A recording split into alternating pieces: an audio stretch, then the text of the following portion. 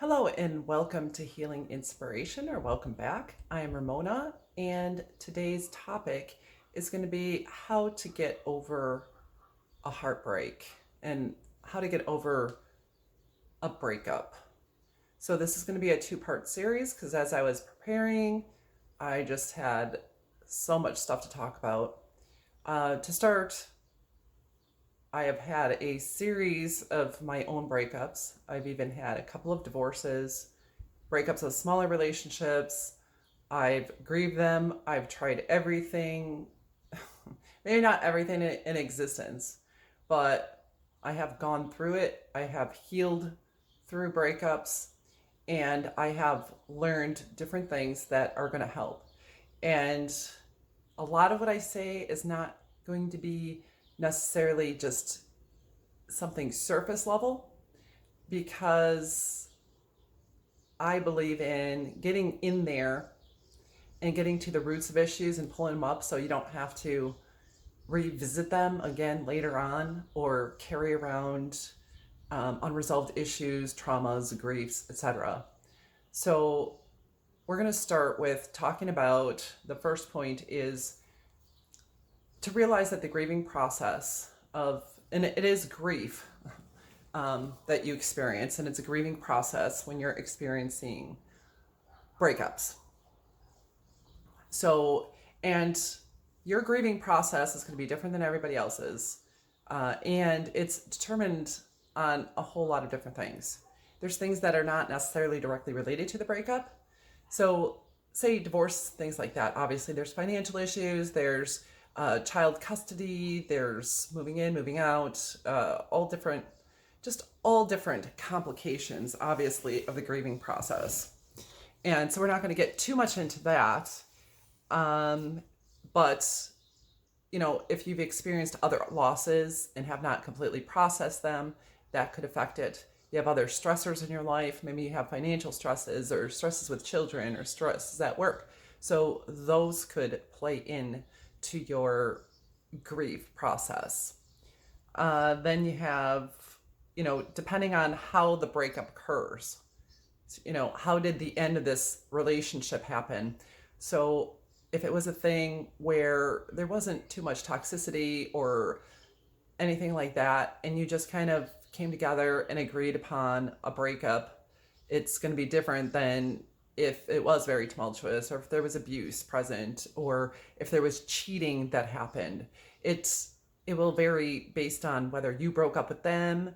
And yes, you can still have grief and need to get over a relationship when you've chosen to end the relationship, or they break up with you, which can make it more complicated. Sometimes people just ghost you, or they don't give you an explanation at all, just walk away. That makes it more difficult because you have to process everything by yourself, and just all kinds of things are going to play into the grieving process.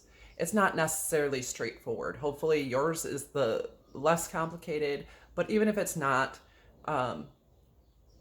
that simple, as in, no grieving process is simple, but even if you don't have, tons of lot of other things that you're dealing with right now while you're dealing with your breakup and the heartbreak of it, it's still, these things could still help you. So, number 2 is allowing yourself a space to feel your feelings. Don't think you're stupid. Don't feel like you have to rush the process. Don't feel like feelings, even if you feel like maybe you should have never been in that relationship, or you feel stupid about a situation, or, you should be happy that they're gone or something like that. Don't feel bad that you feel bad.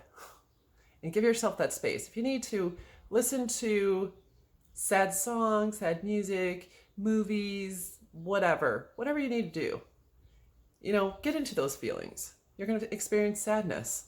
Do it. Take that time to listen to those songs, to experience that sadness, to grieve. You might be feeling angry. There's songs that help that out.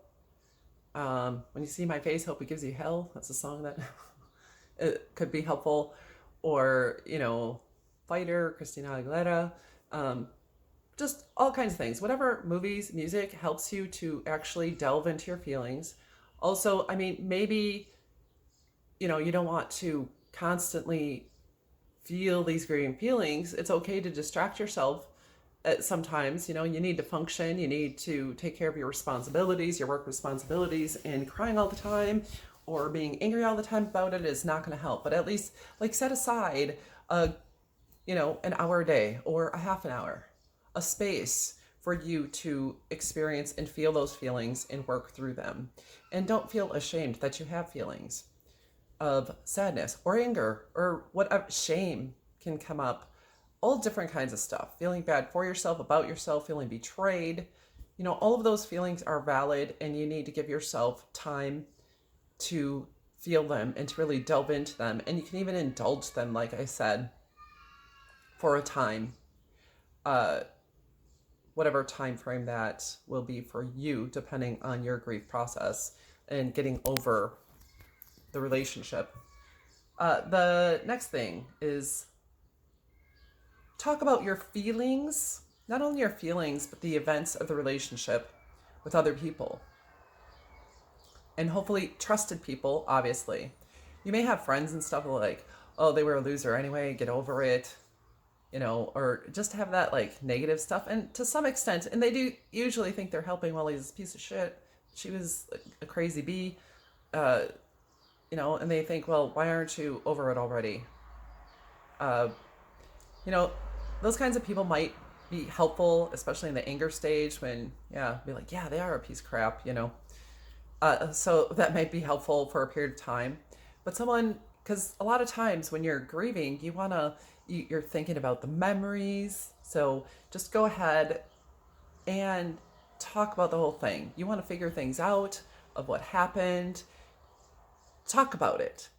And hopefully you do have some friends or family where you're able to actually release that grief through talking about it. Talk about the person, what you like, what you didn't like. That kind of moves into our fourth point is ponder good times and bad times. Their good qualities and their bad qualities. So, yeah, you don't have to, a lot of times even, we end up having a positive bias towards someone, and our memories when we're removed from them and we're experiencing grief, we just want them there to ease our grief. They may have been a companion for a long time. We may have had conversations, and it's like the person that we're hurting over, we kind of want comfort from them, and that probably and maybe shouldn't be available to you during that time. But it is good to think about the positive memories, but also think about the negative aspects of what you didn't like about the relationship, what you didn't like about them, how it benefits your life now and in the future to not deal with certain traits and issues that person had. Not to just remember all of the good things, but in the good things, that's where you can start to develop your picture, if you have not already developed, but your picture of the kind of relationship that you want to have, the kind of relationship that feels good. The good feelings of the relationship can help you develop that hope and that greater picture for the future of having that good, positive, healthy relationship that you're looking for. And then thinking about the negative aspects can help you to, and logically, we can think about the negative aspects, but our heart doesn't necessarily listen to that. We still have the grief. We still may have the love for them and all of those things. So thinking about the negative aspects and not, that's stuff I don't want to repeat. That's stuff I didn't appreciate and enjoy. And now I don't have to deal with that anymore. I can have space to not deal with that bull crap, which that can help in the acceptance process. And I don't even mean to like hold it against them forever, because it's going to be a place of anger, and you might even think, and I will say, allow yourself that place of anger, and not to them per se, but, if you feel like you're stupid piece of muffin, I can't stand you, I hate it, give your, if you're driving a car and you need to scream, or you have some place you can beat up on your bed, or let that freaking anger out. Don't feel bad about being angry or feeling hateful towards them, especially like people are more nice, and some females a lot often, or people with feminine energy feel like it's not being nice, so you shouldn't do it. No, don't worry about being nice. You don't have to spout off on the person, but get it out in some way. Don't release that anger, internally, which will feed depression.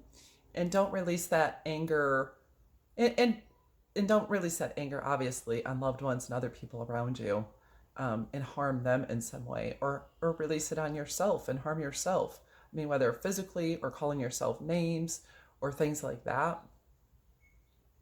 That doesn't, putting yourself down in the situation doesn't help. Acknowledging your part is a good thing. Acknowledging how you contributed to the ending of the relationship is good, but you're not a failure. We all are humans. We all make mistakes. And eventually you will, that's one of the steps will be, forgiveness and release, acceptance. But you do have to allow yourself that space to ponder everything in regards to the relationship. Typically, I know we want to separate ourselves, and at some point I think that's more healthy to do, to separate yourself from constantly thinking, constantly, indulging in the emotions and the thoughts of the person, because in one sense, it keeps us holding on to continuously think about it, talk about it, think about it, talk about it. But there is a space in time that we do need that time to process it. And we can't just say, okay, I broke up, I'm going to avoid it, I'm not going to talk about it, I'm not going to think about it, I'm not going to indulge my emotions, I'm just going to avoid it. And avoidance, denial does happen for a little while, but it's not going to be good for you in the longer term, because that grief, that anger, all those things are going to come up some other way. It also can come up in other relationships, or come up in relationship patterns where you're going to go through the same pattern again and have that relationship end in a similar way, because you haven't allowed, you're still working through those issues. So you go to another person and you're working through those issues with that person, and you attract a person who mirrors that energy of those issues within you, in order that you have to heal and learn from. So if you don't give yourself that space to learn from it and feel it and process it, you're going to repeat it. Okay, so this is why it's important. Number 5, it's helpful to see, and I guess we talked about this a little bit, what things do you want in a future relationship? What was not good about it? Think about why it is a good thing that the relationship ended. Write a list. So, as I said before, even write down the list. Say, this is what I want a relationship to be. This is how I want it to feel. Focus on those things of how that feels in a good relationship. Now, within that relationship that you just ended, or they ended, or whatever happened there, that you're experiencing, you're getting over this breakup, write down your list of their negative traits and the negative things that you didn't want to feel in that relationship. And, how it is better that you're freed from it. Like, this breakup can be a learning platform for you to develop a clear picture of what you do want in a relationship and of what you don't want in a relationship. I don't believe we need to focus on the don'ts. We should take it, generally speaking, to a more positive light. Like, rather than, I don't want a liar, I want someone honest. Rather than, I don't want a cheater, I want someone who's faithful, trustworthy. So to then frame it in a positive sense of what you're looking for in the future and what's true to you and true to your heart, and really taking this as an opportunity of exploring those things. And also realizing and recognizing the negative aspects of that relationship will help you to say, yeah, I really don't want that in my life anyway. It'll help you come to acceptance also. So number 7 is invest in relationships or hobbies you may have neglected because of the relationship. So when we are in relationships, obviously they take up our time.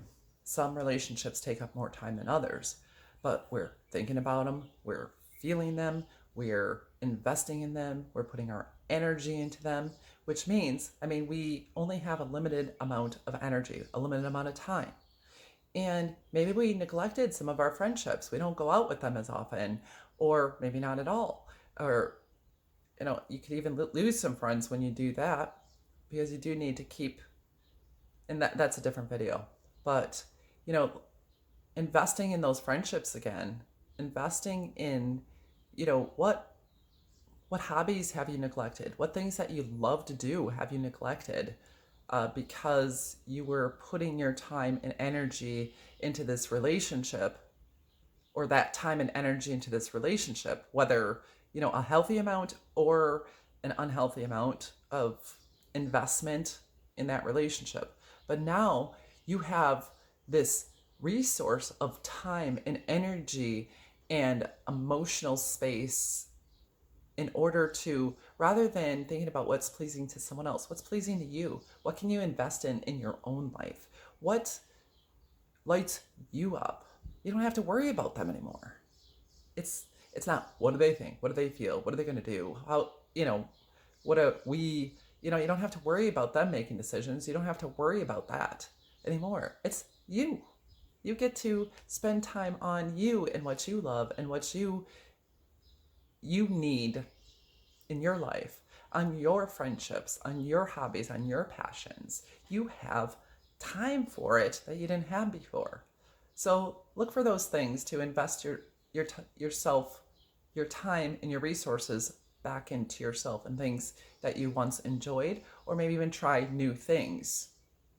And this will help you also to move on by finding new passions, new things that are going to make you happy and make you feel good and make you feel productive. And, investing in relationships that are healthy, friendships that are healthy. I'm not talking about romantic relationships immediately here, but friendships and new connections, and maybe, reinvesting in old connections and family, things like that. So you can really enrich your life at this point. Next, we're going to go to number 8. One of the things that happens in a breakup, whether it's an unrequited love situation or the love is gone, or, maybe within relationships, when people get comfortable, they say in happy relationships, people gain weight, which is interesting. And I think it's just a level of comfort that people have with each other. And one of the things they do is they share food, stuff like that. And that doesn't happen to everybody. But attracting a mate or whatever doesn't become as important anymore. So once again, that time that you're investing in that relationship, you now have available to invest in yourself. And also when you break up, it could really be a hit to your confidence and how you feel about yourself. And when you're coming into the world again, with the thought of possibly in the future attracting a new partner, maybe you don't feel as good about yourself. And if there was infidelity of any sort, even though that is not about you, it's not about how you look or anything like that. People cheat on the most gorgeous, beautiful, famous, handsome, sexy people in the world all the time, with people who are nowhere near as wonderful as their partner is. It's not about you, but we're not really here to talk about that as much. But you can really take a hit to your confidence. So it will be important for you, if you have issues to some extent with your confidence, do things to invest in yourself and how you look. You want to take a new hairstyle. You want to try new makeup. Maybe you don't wear makeup that often. Maybe you want to wear some makeup. Try new perfume scents. Put on clothing or buy clothing that makes you feel sexy, hot, beautiful. Just do those things to invest in yourself physically. Do your nails, get a massage, that are going to boost your confidence on that level. There are other ways to boost your confidence. It's not just about your outer appearance, but how you look on the outside does affect how you feel on the inside. I feel different when I get up in the morning, my hair is all over the place, and I have no makeup on, and, I'm just being, kind of lazy, which is fine and it's good. A lot of times I prefer just to do that. But I start to feel a little bit more confident, a little bit more bright when I'm feeling more pretty.